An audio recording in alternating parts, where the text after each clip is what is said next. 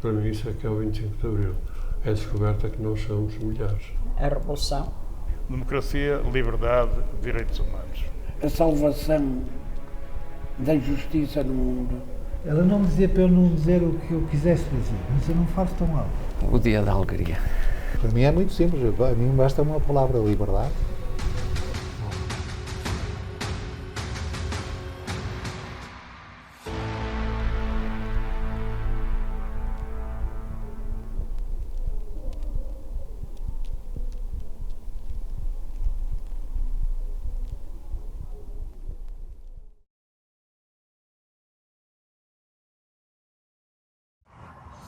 Era um ambiente de, em alguns aspectos, uma certa claustrofobia, porque nós não podíamos falar sobre temas como a liberdade, como a guerra colonial, podíamos ser perseguidos se o fizéssemos, mas às vezes até por simples questões do dia-a-dia. Eu lembro-me de ver mulheres descalças na rua.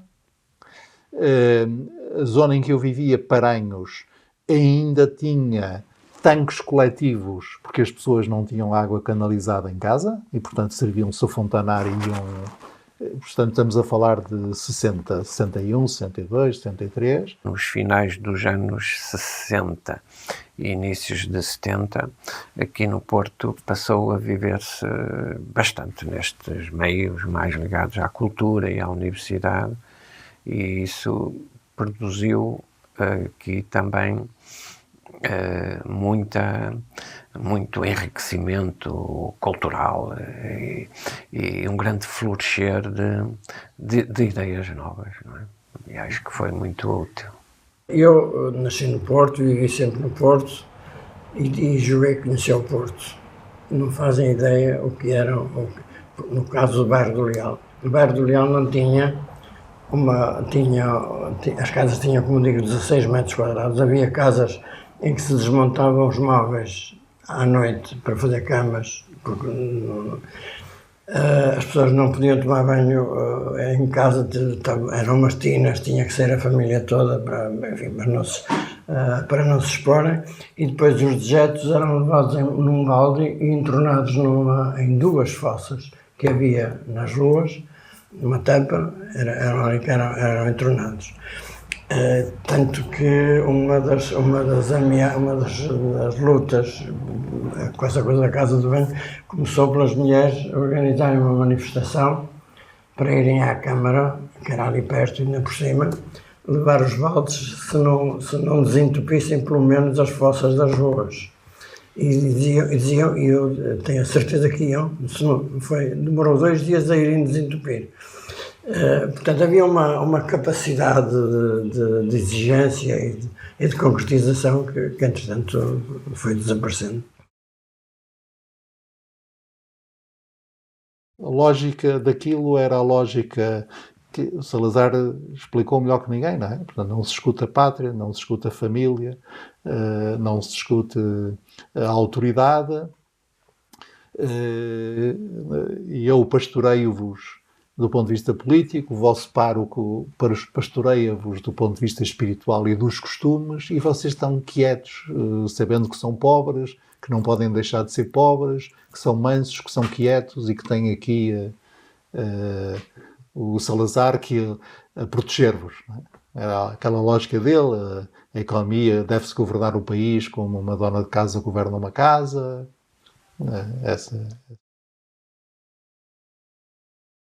Também na Faculdade de Letras e noutras faculdades e até nas outras universidades do país já tinha sido criado uma espécie de corpo interno de segurança.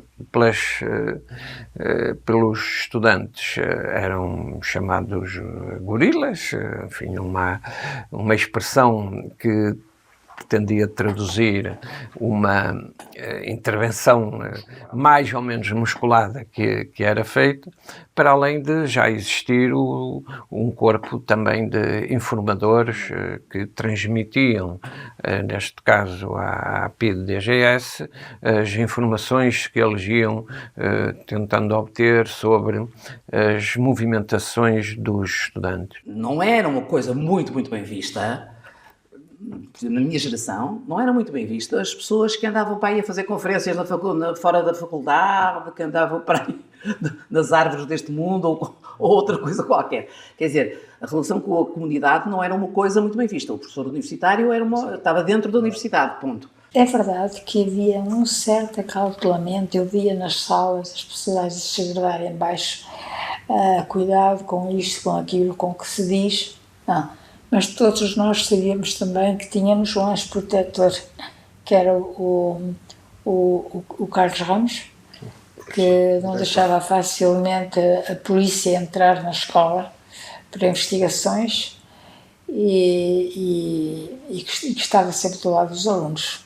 Eu não digo que a escola era como antigamente risonha e franca, mas era uma escola familiar. Nós estávamos no edifício que é do ICBAS, né? Portanto, em frente ao Hospital de Santo António. Era um edifício que não era grande. Não havia muitos alunos no todo, nos 3 departamentos. Digamos, curiosamente, o que então se chamava Românicas, né? Tinha muitos alunos. Eu vivi o essencial do agora ensino secundário, ou então ensino liceal, já no tempo de Marcelo Caetano. Portanto, e isso notou-se bastante, quer do ponto de vista, digamos, da podridão do regime, quer do ponto de vista de alguma abertura.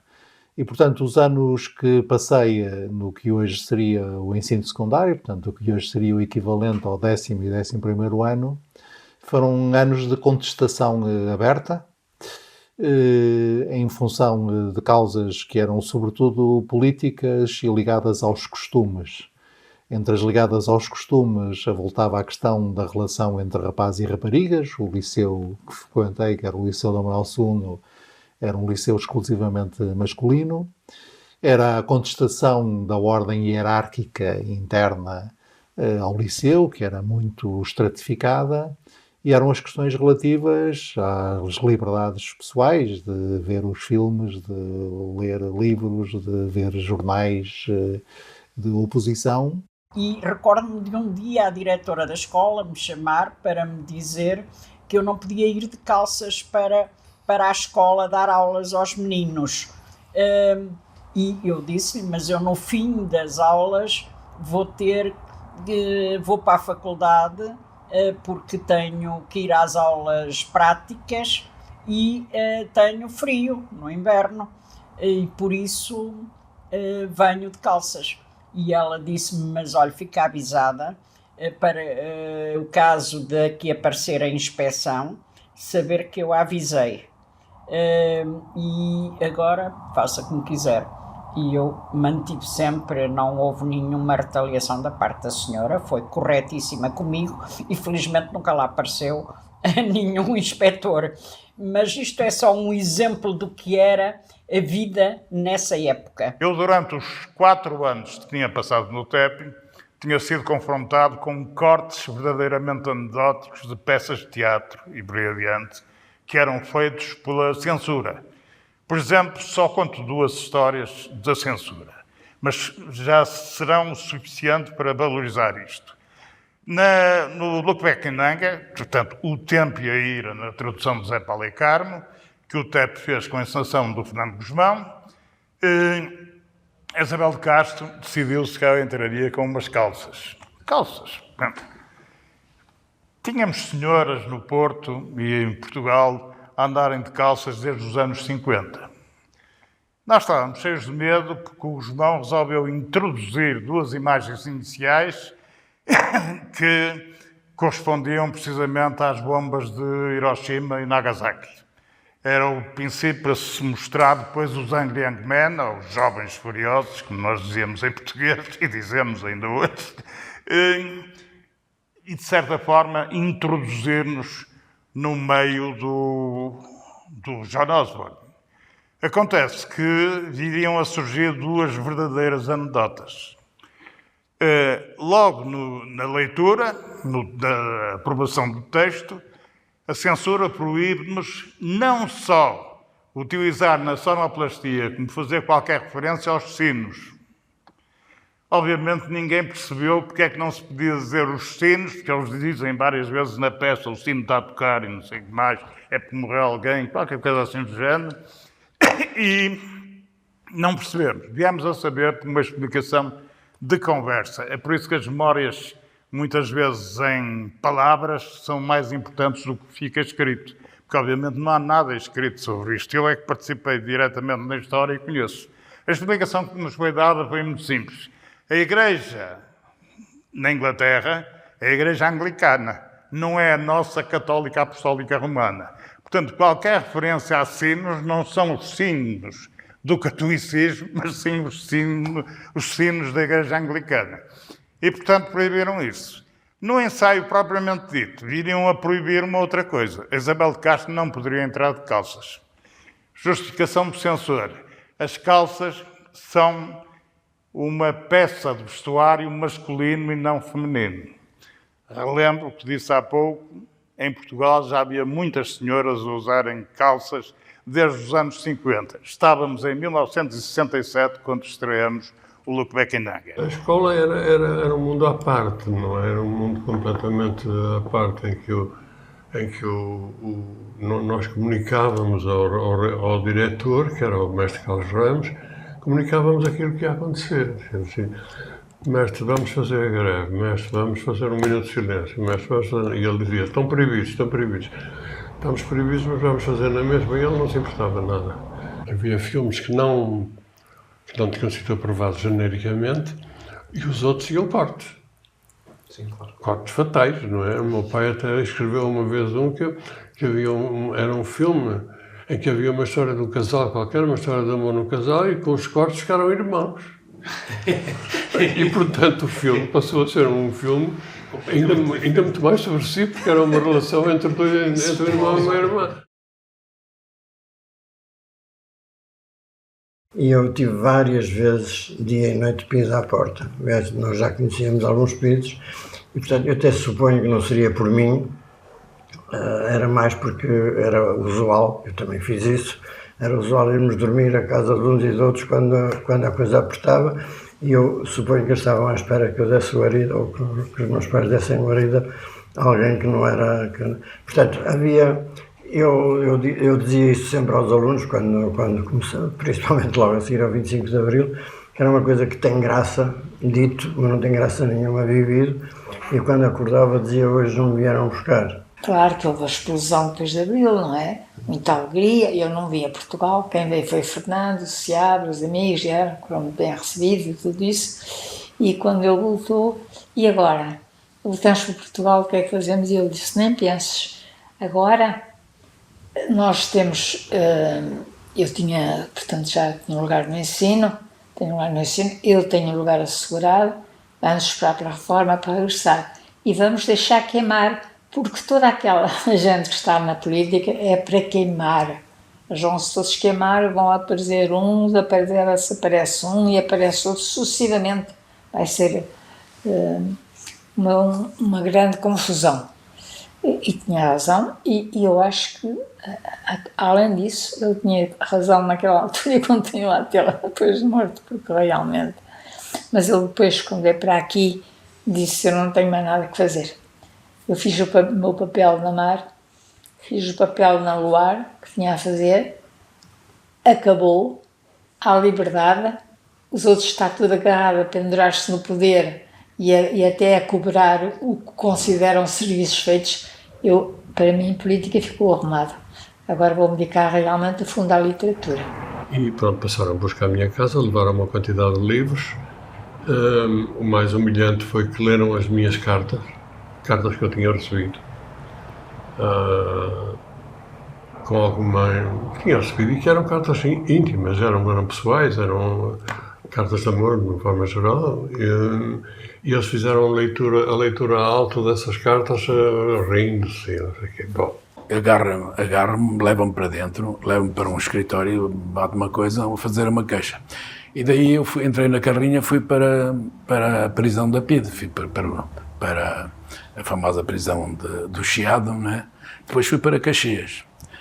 Bom, e eles não me deixaram contactar a família, não me deixaram dizer nada, e os meus irmãos ficaram muito incomodados, andaram pelos hospitais, andaram não sei o quê. E a certa altura chegou aos ouvidos da Maria de Lourdes Belchior. Havia na Faculdade de Letras um diretor da PIDE. Ela foi ter com ele e disse: o Arnaldo, eu conheço, não é propriamente um militante comunista ou coisa parecida, e portanto há que libertá-lo. E foi assim que eu, ao fim de, nem sei quantos dias, poucos dias, fui libertado.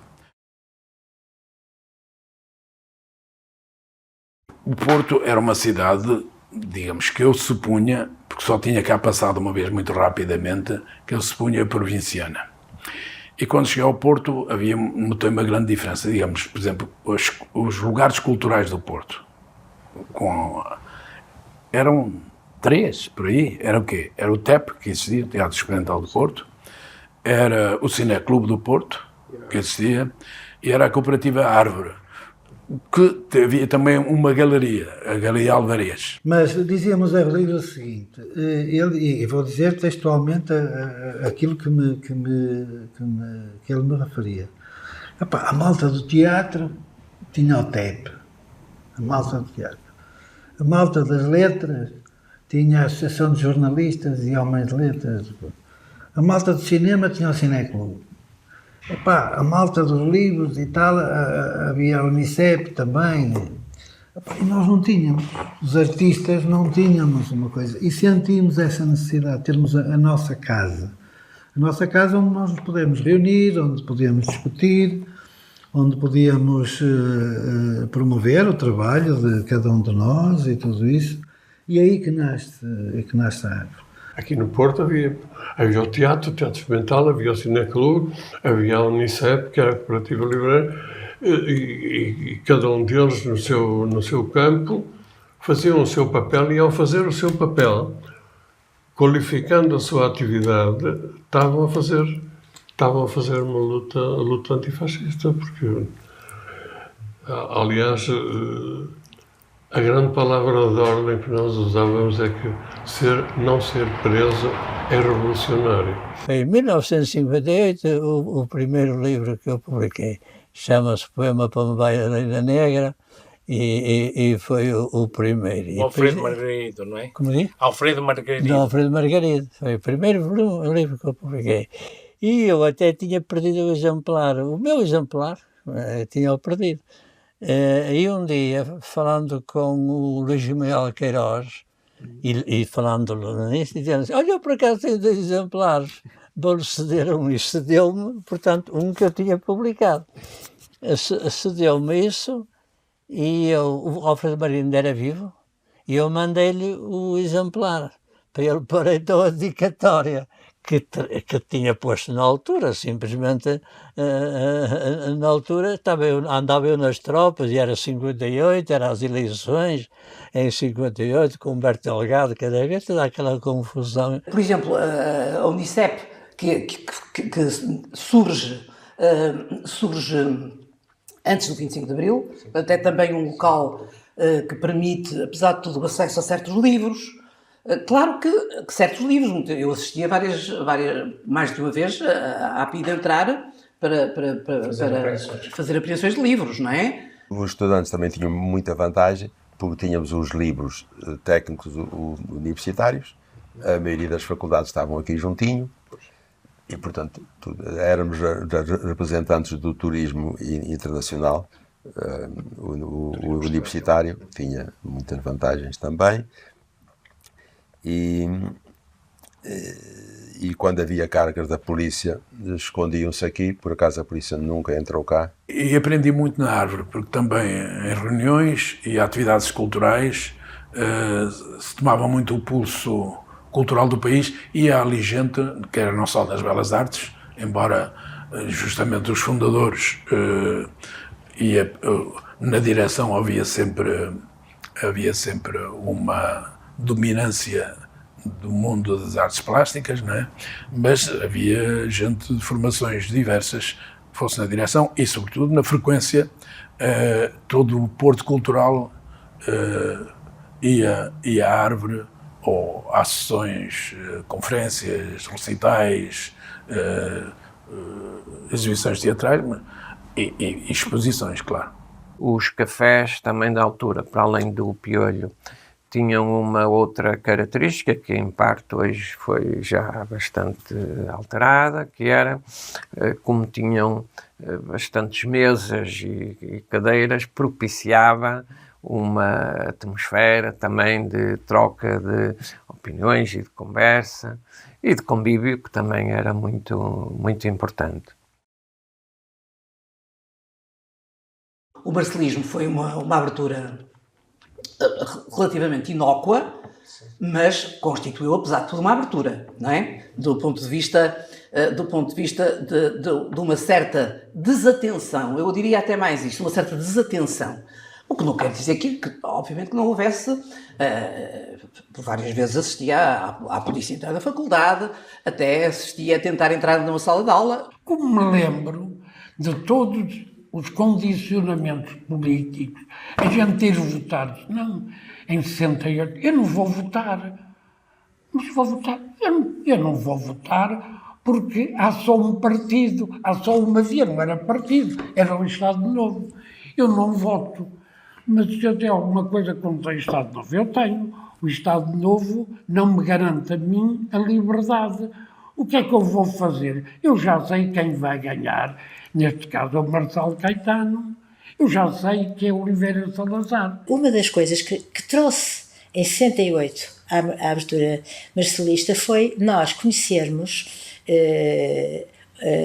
aquela que era uma espécie de figura mítica para nós, o António José Saraiva da história da literatura, que ele tinha feito com o seu grande amigo Oscar Lopes. Houve eleições, não é? Como havia, de 4 em 4 anos, aquela coisa estranha que chamavam eleições, não é? Mas que era uma fachada, quer dizer, primeiro, digamos aquilo, o número de eleitores inscritos era baixíssimo. Não é? Todos controlados. Exatamente, e aquilo, depois eles, os funcionários públicos, eram inscritos nos cadernos eleitorais oficiosamente pelo próprio, digamos, aí o governo tinha a ideia de que esses eram mais ou menos fiéis, não é? E era muito pouca gente, digamos, depois, entre 1973 e 1975, o número de eleitores inscritos sextuplicou, não é? Portanto, aquilo não era nada impulsionado, digamos, até era a oposição a que de vez em quando fazia-se campanhas, vai-te inscrever nos cadernos eleitorais e tal, não é? E, portanto, houve essas eleições, tinha havido o Marcelo, portanto, o Salazar tinha desaparecido e agora era o Marcelo. Havia, portanto, a chamada Primavera Marcelista, que na realidade era só palavras, não era mais do que isso. Não é? Mas em todo o caso existia. Criou alguma expectativa, não é? Exatamente, criava alguma expectativa, até para irmos experimentar que limites é que há. Não é? A melhor maneira que eu tenho de caracterizar a minha geração é dizer que nós éramos os irmãos mais novos daqueles que fizeram a Guerra Colonial e daqueles que fizeram Coimbra 69 e aqueles que acompanharam, tão de perto quanto possível, o Maio de 68. Em 69, a chamada crise académica de Coimbra também teve as suas repercussões aqui na Universidade do Porto, nos estudantes. Depois, sei que em 1971, 72, se tentou várias vezes fazer também a eleição da Associação de Estudantes, que era um processo e uma entidade que já existia em praticamente todas as faculdades da Universidade. Mas a Faculdade de Letras não tinha associação? Na Faculdade de Letras houve sempre maior empenhamento, julgo eu, da direção da altura em que não existisse nenhuma associação de estudantes. E, de facto, teve muita influência. Nós seguíamos a par e passo tudo o que se passava em Paris, naquela altura, e, portanto, houve uma adesão muito grande da massa estudantil a isso. Claro que, quando digo a massa estudantil, é a mesma massa, porque havia sempre estudantes do contra, embora na Escola de Belas Artes realmente a tradição era de uma grande liberdade e de um empenho na luta pela liberdade, que começava também no exercício da profissão ou na aprendizagem. A guerra começou em 1961, em Angola, e em 1961 eu tinha 16 anos, não é? Portanto, e aquela era a grande preocupação, não é? Porque ia toda a gente para a guerra, não iam exatamente todos, mas a esmagadora maioria ia, e não havia como escapar. Não é? E, portanto, concluindo o curso, não é? Exatamente, concluindo o curso, havia um sistema de adiamentos, digamos, quem passava o ano podia meter um adiamento da incorporação. Eu, mesmo tendo reprovado 2 anos, continuaram a admitir-me o adiamento, não é? E aquilo até se dava, eu terminei em 69 e fui chamado para a tropa no fim de 71, para me apresentar exatamente logo no primeiro dia de janeiro de 72, não é? E, portanto, entre 69 e 72 eu andei por ali, não é? Havia, aliás, até uma espécie de Estado Civil, não é? Para certas pessoas nessa altura, que se traduzia no seguinte: alguém perguntava, então o que é que tu fazes? Não, estou à espera de ser chamado para a tropa. Era uma... Estar à espera. Um compasso de espera. Exatamente, a gente ficava ali à espera que nos chamassem. A palavra revolução estava um pouco no ar. E, por outro lado, havia também um outro fator que ajudava à politização destas camadas mais intelectualmente mais avançadas, não é? Que era o facto de haver uma guerra colonial e a juventude era chamada à guerra colonial. Isso tinha repercussão, sobretudo, sobre os nossos colegas homens, mas também tinha efeitos, obviamente, nas famílias e nas mulheres, que muitas vezes não acompanhavam os maridos. E, portanto, tudo isso contribui para um clima em que, digamos, o debate em torno, por exemplo, da Revolução Chinesa e do maoísmo também estava no ar. Portanto, tudo isso criava um certo clima propenso a uma politização dos estudantes. Não quer dizer que a maioria fosse altamente politizada, claro que não era. A coisa que ainda hoje quase que me faz tremer era, por exemplo, eu não poder falar, o saber que era um tema de risco, quando eu via todos os dias rapazes que iam para a guerra colonial, ou vinham da guerra colonial, 64, até alguns dos meus colegas, padres, alguns até depois, bem pensando, até acharam que deviam abandonar a sua vida sacerdotal, outros perseguiram, mas com a maior liberdade e fraternidade entre nós. O grande receio dessa época, o grande hoje, era o receio de nós dizermos colonial, estarmos num café e olharmos para o lado. Guerra colonial. O que é que você pensa? É a favor ou contra? E quem fosse contra a guerra colonial era um traidor.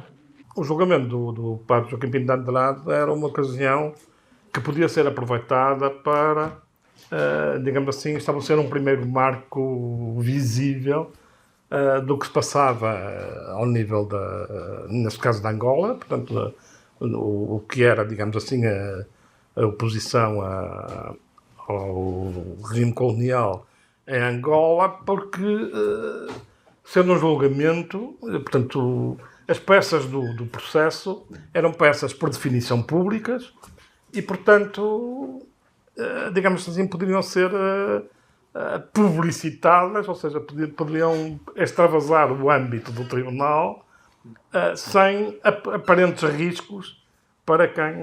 E, portanto, teve a ideia de publicar um livro pura e simplesmente com as peças de processo.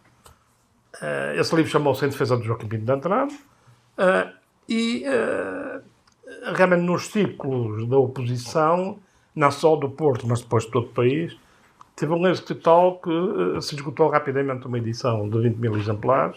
Se um estudante reprovava ou se era detido por suspeitas de colaboracionismo ou de ativismo político, podia ser imediatamente mandado para a Guerra do Ultramar, porque nós estávamos em meados, eram meados dos anos 60, foi o pico, não é, da guerra colonial, o pico, não é, quando, enfim, o sistema ou a ditadura salazarista ainda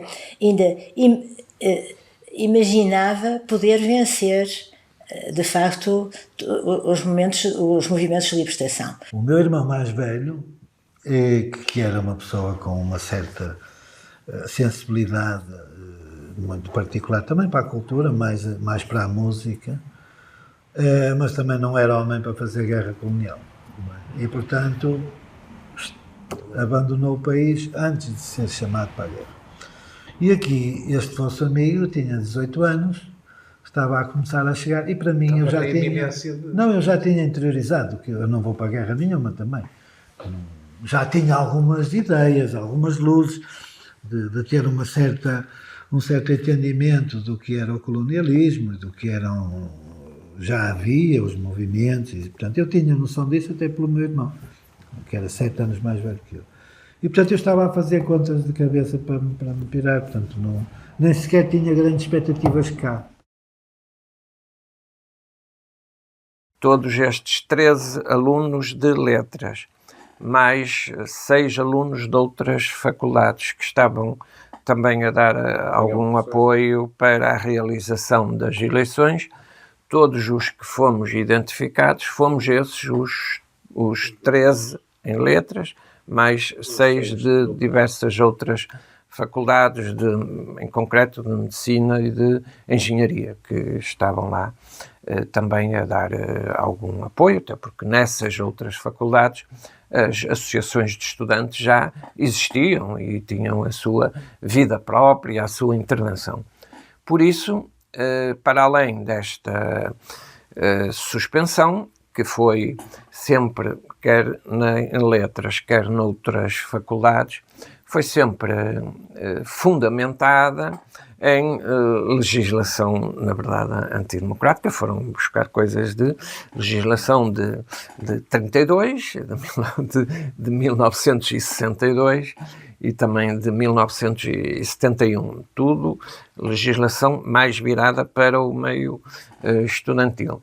Mas, no nosso caso, também tivemos, e alguns de nós praticamente só soubemos disso depois do 25 de Abril, também tivemos um processo-crime que estava a ser, enfim, na fase de inquérito pela Polícia Judiciária, que era o tal crime que já não existe desde 1982 no Código Penal português, mas que era o crime de assoada. Era um crime que ainda estava previsto no Código Penal de 1886, que ainda nessa matéria estava em vigor. Era um dia normal de aulas que foram interrompidas a meio da manhã, quando se percebeu o que é que estava a acontecer. A primeira reação, devo dizer, do meu grupo foi de desconfiança, porque corria o rumor de que a seguir ao golpe das Caldas, dos spinolistas, se preparava um golpe dos ultras, do Causa. E depois nós estávamos muito pouco habituados, quer dizer, não fazia parte do nosso universo mental a ideia de que pudesse haver um golpe militar que não fosse de extrema-direita. Não é? Esta ideia de um golpe militar para repor a democracia era uma coisa que não existia no nosso universo mental. Mas rapidamente percebemos que o regime tinha caído e estávamos naquela atitude que, se bem me recordo, chegou a ser expressa pela Suécia, que foi dos primeiros países a reconhecer, na base de, não sei se explícita ou implicitamente, na base de pior não pode ser. Portanto, demos o crédito, porque pior não pode ser.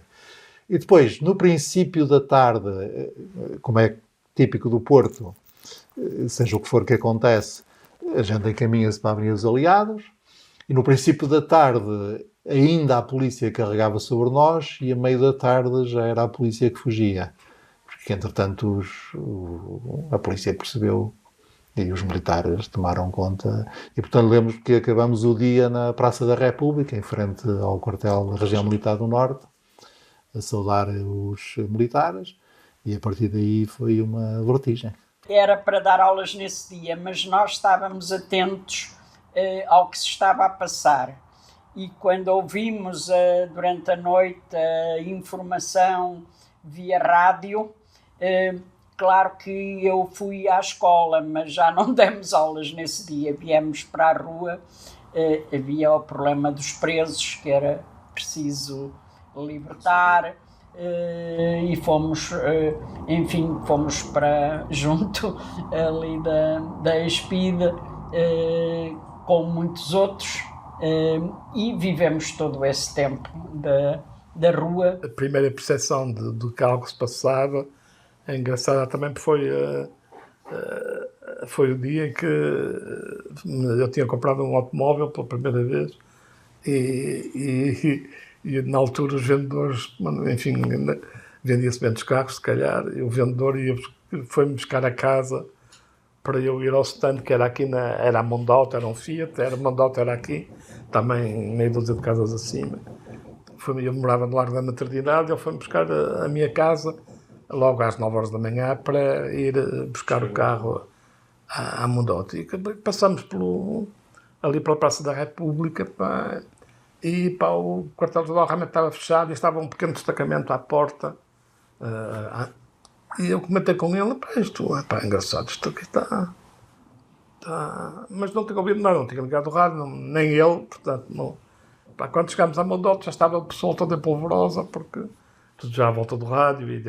Portanto, o meu contacto com o 25 de Abril foi primeiro a estranheza, ao passar pelo quartel-general alguma coisa estava diferente, depois quando cheguei aqui, pronto, nessa altura, nesse dia acho que não fui à editora sequer, depois daí fui para casa buscar a minha mulher e fomos para a Baixa. Quando foi o 25 de Abril, eu recebi um telefonema, eram para aí 8h30 da manhã, do arquiteto Távora, exatamente, foi ele que me disse, que me falou, e disse, as palavras dele foram estas: o Machado caiu. O Machado era o diretor, não era o 25, não era o governo português, era o diretor da escola. O Machado caiu, parabéns, não sei o quê. Logo que acabou a aula, eu vim para saber o que se passava. E ali o Café Piolho juntavam-se também os estudantes mais aguerridos, né? E não foi difícil.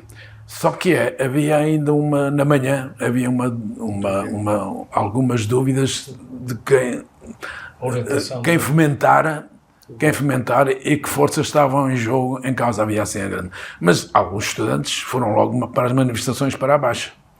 Até para a Baixa, e de repente aquilo cresceu e evidentemente a participação, eu não digo que foi o dia inteiro e limpo da nossa vida, mas foi um dia que só quem viveu é que pode saber a energia nova que trouxe e a expectativa nova que trouxe para nós e para o país, não é?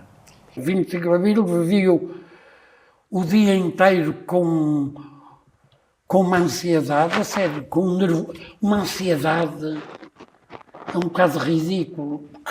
Eu saí de casa de tarde, fui ali para o Café São Paulo, comprei o Diário do Norte, teve uma segunda edição, o padre Eloy de Pinho, que era da Rádio Renascença, chegou, eram 8 horas, ofegante, porque viu a polícia a bater em frente lá embaixo à Câmara, mas em uma carga policial. Outro dia até lhe disse, o Eloy, viste demais. Não, um ser agente teve, pôs lá uns tipos em ordem, só levantou o caso, não bateu em ninguém e tal. Nesse dia não se bate em ninguém e tal. E não houve nada e tal. E ninguém sabia nada. E lembro-me, quer dizer, o que é uma pessoa numa véspera de exame, aquela chamada dor de barriga, o coração, no fundo é ansiedade, não é? Insegurança, ansiedade, uma certa opacidade. O que é isto? O medo, no fundo é o medo. Nessa altura já estava há 2 anos no Liceu Rainha Dona Amélia na Junqueira, e eu vi um comunicado muito estranho. Daqui, movimentos das Forças Armadas. E então ouvi aquilo com maior perplexidade e emoção. Comecei logo a telefonar para pessoas, mas ninguém respondia, porque era muito cedo, tive que esperar. No comunicado dizia-se para não sair de casa, e eu não saí, e só aí 1 hora ou 1h30 depois é que realmente se teve uma percepção que alguma coisa de muito importante se estava a passar. E lembro-me que recebi um telefonema de um colega meu que me disse: são os nossos, são os nossos, é o nosso lado, não te preocupes que é o nosso lado. E pronto, e assim foi. Eu lembro-me, por exemplo, que telefonei ao Paulo, que depois foi meu marido e que era meu colega aqui na faculdade, e dizendo-lhe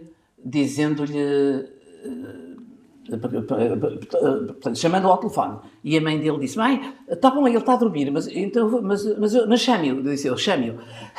E a senhora foi chamá-lo, e diga-lhe que está a haver uma revolução. Diga-lhe assim, que está a haver uma revolução.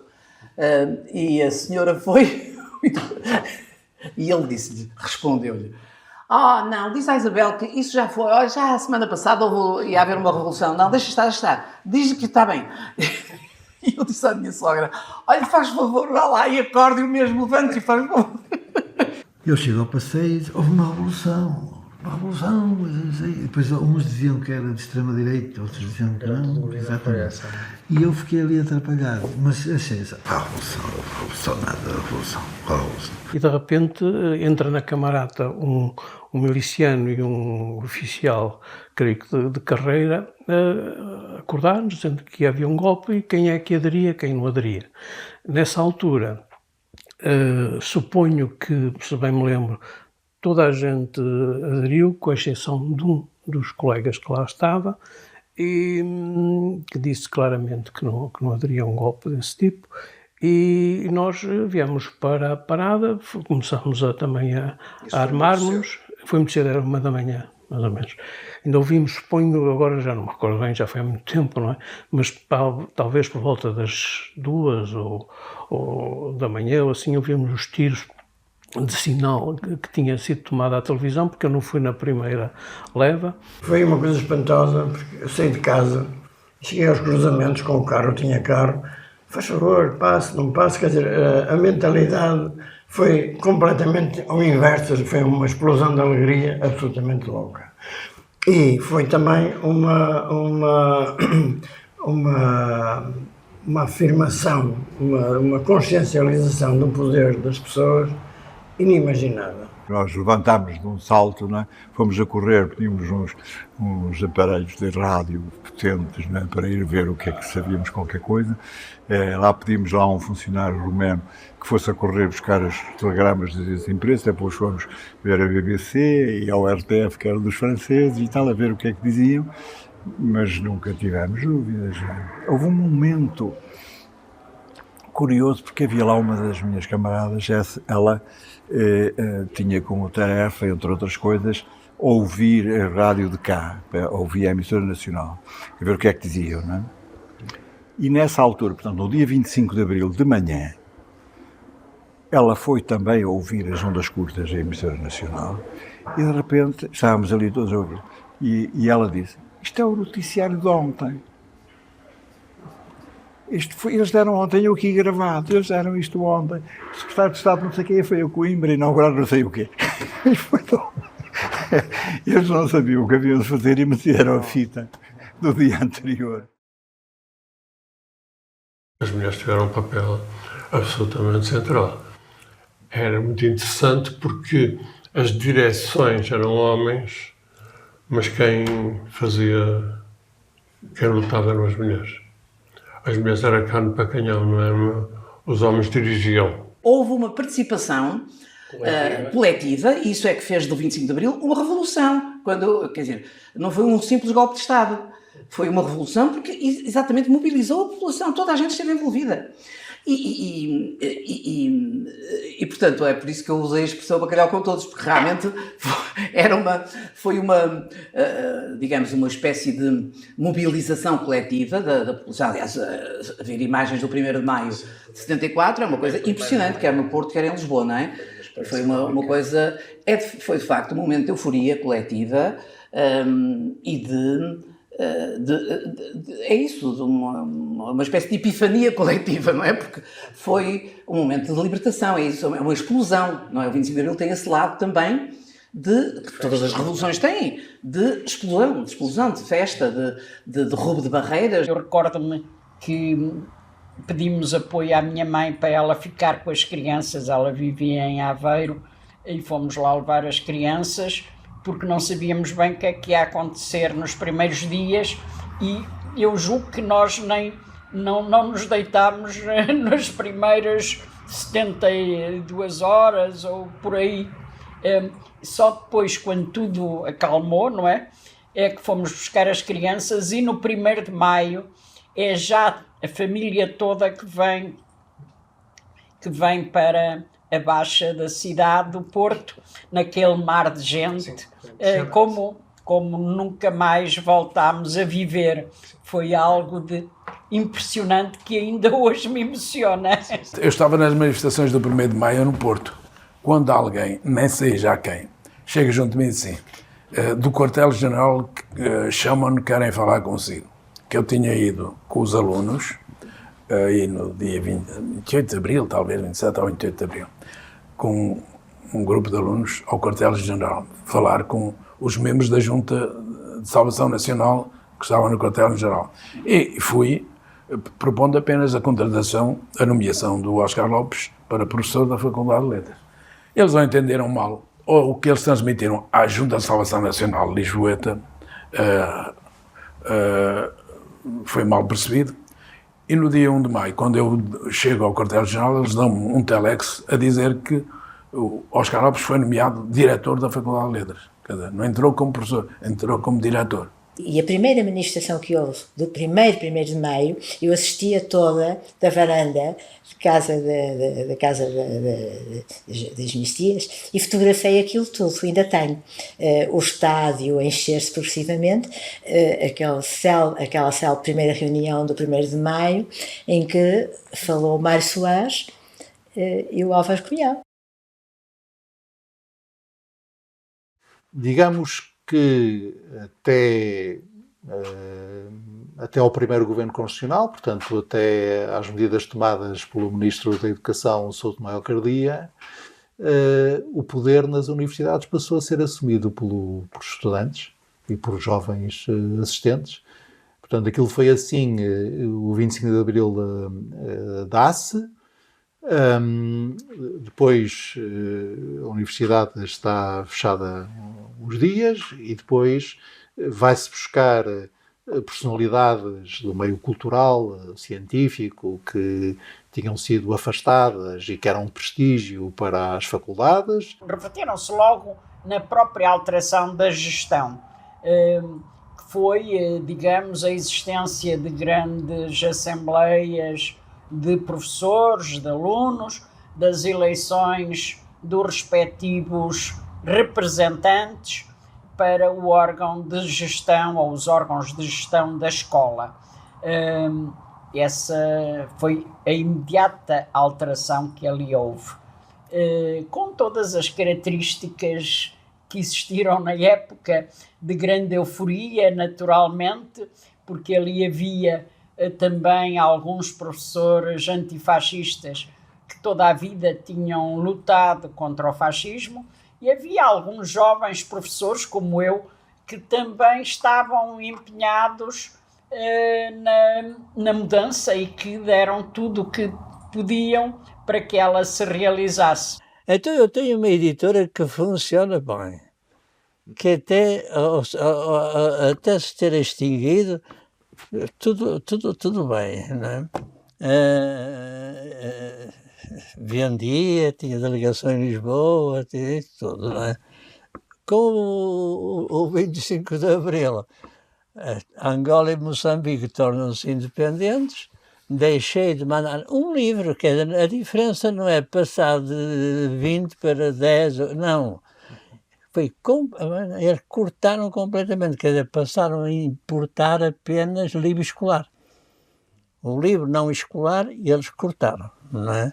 Ora, eu tinha muitas edições, dado o regime em que nós vivíamos de censura, em que, curiosamente, e por absurdo que pareça, a censura autorizava alguns livros para lá, mas que não autorizava para cá. Eu podia fazê-los para irem para Angola e para Moçambique, mas não podia vendê-los cá. Ou porque eram os militares que estavam lá, que os grandes clientes eram os militares, e os colonos também, não é? Mas os militares. Ora, com o regresso dos colonos, com o regresso dos militares, aquilo acabou. Vivemos o 25 de Abril por dentro, digamos, não sei como é, não fomos observadores, fomos ativistas internos, orgânicos, do próprio 25 de Abril. Tive muita sorte porque fui nomeado corresponsável com o Mário Machado Coelho e com a Margarida Coelho. Éramos administradores de SAL. A SAL era um serviço de funcionamento da habitação, criou aquele núcleo do SAL, tinha uma metodologia própria, um financiamento próprio, uma orgânica própria, e nós éramos os responsáveis. As questões da arquitetura passavam no SAL por uma coisa que era importantíssima, que era a participação, não é? Portanto, tudo era discutido com os moradores e tudo era sujeito à sua aprovação, embora fosse limitado. Quer dizer, nós arquitetos, dizemos assim, nós é que sabemos arquitetura, não são vocês.